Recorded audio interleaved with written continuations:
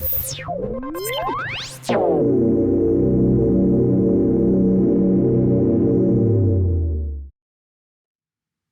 welcome back to another week of our online discipleship. I want you to take some time out in your groups and discuss what makes a perfect day of rest for you. Discuss that, press pause, and we'll be back in just a few minutes.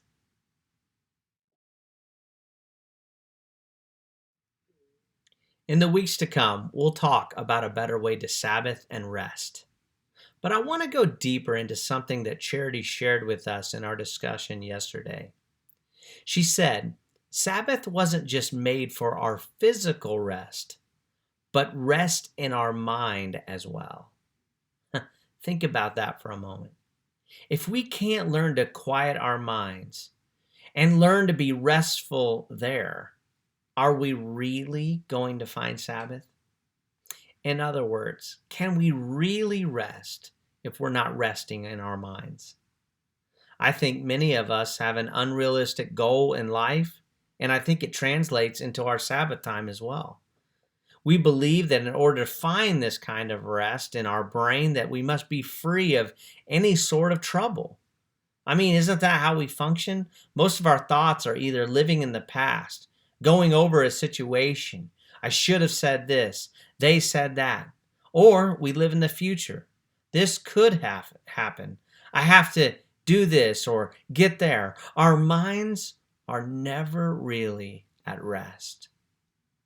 So to be absent of any kind of trouble is kind of like believing that I could jump to the moon.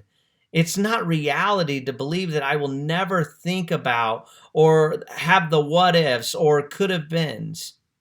So what do I do with that as a Christian? I'd say most of us respond in two ways. The first way is we just tell ourselves to get over it. Do you do that? The second thing that we do is we distract ourselves. We're really great at this. We just get busy. We find other forms of work, or we go work out. We just try to fill our day with something that takes our mind off of our worries or our troubles. Some people even turn to things and get addicted to things like alcohol or drugs. It's just that escape, even if it's for just a moment. But I think a lot of us that have grown up in a Christian culture, I think we've heard people say, maybe you've even had a pastor or a mentor say to you, hey, bad things are going to happen. We live in a sinful world, and you're just going to have to learn to trust and get over it. I think we've all experienced that on some levels. The truth is, we're going to have these thoughts. We're going to have these feelings, and we just can't ignore them or wish them away. Here's what I think we need to do to change. I think we need to be mindful of those thoughts and feelings. God gave us emotions. We were created as emotional beings. And we even see throughout Scripture God experiencing and even showing us many of these same emotions. The truth is, not all thoughts and not all emotions are godly. But the first thing we have to do is we have to recognize them or even be mindful of them. That's how we learn to capture them. We're mindful enough and aware enough of that feeling, of that thought, that we're able to, in that moment, to capture it. And when we capture it, that is when we make it obedient unto God. Or like our verse says, obedient unto Christ. Are there examples of this in the Bible? Well, I missed it, and maybe so have you. Whenever I've read Psalms, I always thought, man, David and these other psalmists were just on this emotional roller coaster. One minute they're praising God, next minute they're sad and depressed. But you know what? As I looked and examined these Psalms a little bit deeper and closer, I found what actually we should be doing. Let's dive in. There's many examples throughout Scripture, but let's look at Psalm 77 for a moment. Check it out. I cried out to God for help. I cried out to God to hear me. When I was in distress, I sought the Lord. At night, I stretched out untiring hands, and I would not be comforted. You ever been there at night, crying out to God? The psalmist is writing down his actions, his feelings.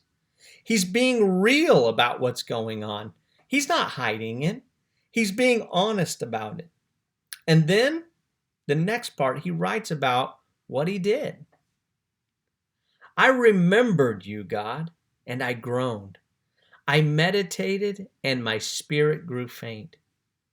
You kept my eyes from closing. I was too troubled to speak. I thought about the former days, the years of long ago. I remembered my songs in the night. My heart meditated, and my spirit asked, will the Lord reject forever? Will he never show his favor again? Has his unfailing love vanished forever? Has his promise failed for all time?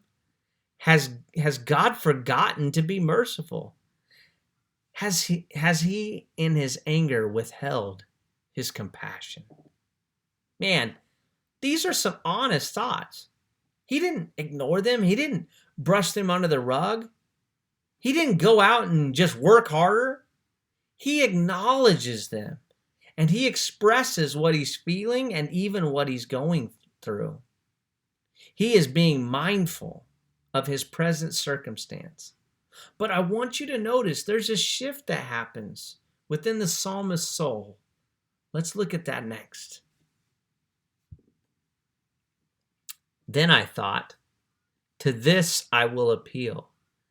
The years when the Most High stretched out his right hand. I will remember the deeds of the Lord. Yes, I will remember your miracles of long ago. I will consider all your works and meditate on all your mighty deeds. Your ways, God, are holy. What God is as great as our God? You are the God who performs miracles. You display your power among the peoples. With your mighty arm, you redeemed your people, the descendants of Jacob and Joseph. See what he did there? He took those negative thoughts and then he replaced them with God's truth. God has not left me. He is the God of miracles. There's no one greater than my God. And he remembered how God had not left him or his ancestors. And not only did he not leave them, but he redeemed them. He bought them back. In that moment, he chose to be mindful of his thoughts, even if they were negative. But what did he do? He captured them. And then he made them obedient to what he knew was true. And he meditated on that.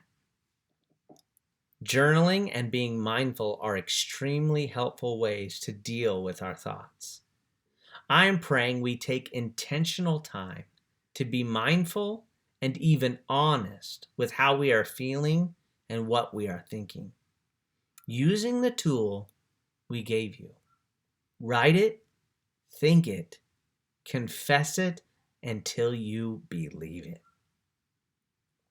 Take some time now to go over the discussion questions found below in the comment section.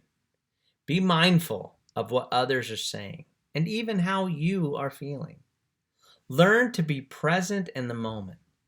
Let's allow God to transform our hearts and minds and win the battle in the mind. Be blessed, and we'll see you all again next week.